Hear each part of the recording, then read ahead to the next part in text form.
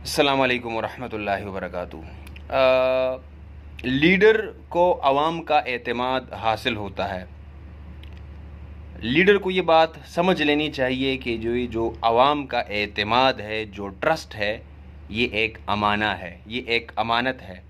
अब लीडर इस अमानत का गलत इस्तेमाल करता है तो वो जुर्म का मुर्तकिब बन जाता है। उसे चाहिए कि उस ट्रस्ट, उस अमाना का इस्तेमाल सही तरीके से करे, अपने फॉलोअर्स को सही रास्ता बताए। अगर लीडर उस एतमाद को, उस मोहब्बत को, उस जुनून को गलत रंग दे देता है, मिसाल के तौर पर मुझसे कोई मोहब्बत करता है, मैं एक लीडर हूँ, लोगों का एतमाद मुझे हासिल है, मुझ पर वो ट्रस्ट करते हैं। अब ये ट्रस्ट मेरे पास जो है, ये एक अमाना है जो मैंने सही तरह से लौटाना है। और कुरान मजीद भी ये बताता है कि इन्नल्लाह यअमुरुकुम अन तुअद्दुल अमानात इला अहलिहा, यानी इन ट्रस्ट को, इन अमानतों को सही से इस्तेमाल करें, जो हकदार हैं उनको वो लौटाएं। तो मैं अगर अपने फॉलोअर्स को ये कहता हूँ, क्योंकि वो मुझ पर ट्रस्ट करते हैं कि आप जलाओ पत्रों का मामला करें, आप अपने बिल जलाएं, आप जो है सरकारी इमारतों को नुकसान पहुंचाएं, आप आवाम को तकलीफ़ दें, तो ये मैं उस ट्रस्ट में, उस अमाना में ख़यानत करूँगा। हाँ, कोई मेरी इन बातों से ये ना समझ ले कि मैं एहतजाज के ख़िलाफ़ हूँ। एहतजाज आपका दस्तूरी, आइनी और अखलाकी हक़ है आपका, यानी बेशक आप एहतजाज करें, पुरअमन एहतजाज। मुहज़्ज़ब मुल्कों में एहतजाज होते हैं, पुरअमन एहतजाज होते हैं, आप एहतजाज आपका बुनियादी हक़ है। लीडर से इख्तिलाफ, मैं समझता हूँ कि लीडर क्या बल्कि इमाम मालिक रहमतुल्लाह अलैह का ये कौल है कि नबी करीम सल्लल्लाहु अलैहि वसल्लम के कब्र मुबारक की तरफ इशारा करके कहते हैं कि इसमें मदफून जो शख्स है सल्लल्लाहु अलैहि वसल्लम, इससे इख्तिलाफ मुमकिन नहीं है, बाकी दुनिया के हर शख्स से इख्तिलाफ मुमकिन है और हो सकता है।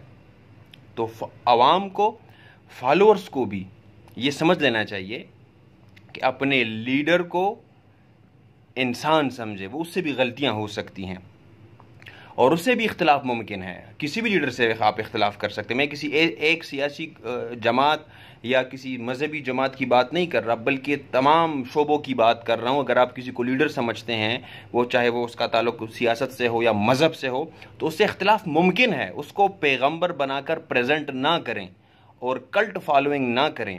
अल्लाह ताला ने आपको भी अक्ल दी है। कल्ट फॉलोइंग में होता यह है कि आपकी शख्सियत ख़त्म हो जाती है, यानी आप इंसान हैं, आप नफ्स रखते हैं, आप शख्सियत रखते हैं, फिर आपकी शख्सियत तो ख़त्म हो जाती है, आपको कोई और ड्राइव कर रहा है। तो याद रखें, जिसको भी, चाहे मज़हब में हो चाहे सियासत में हो, आप जिसको फॉलो कर रहे हैं, किसी मजहबी तंजीम से, किसी मजहबी फ़िरके से आपका ताल्लुक हो या किसी सियासी पार्टी से भी आपका ताल्लुक है, तो जिसको आप फॉलो कर रहे हैं उसको इंसान समझें। उससे गलती हो सकती है, वो इंसान है। अभी हालिया जो कुछ हुआ है बड़ा अफसोसनाक भी है। एहतजाज तो पूरे पाकिस्तान में हो रहे हैं, लेकिन पेशावर की बात मैं करूँगा। पेशावर में आवाम ने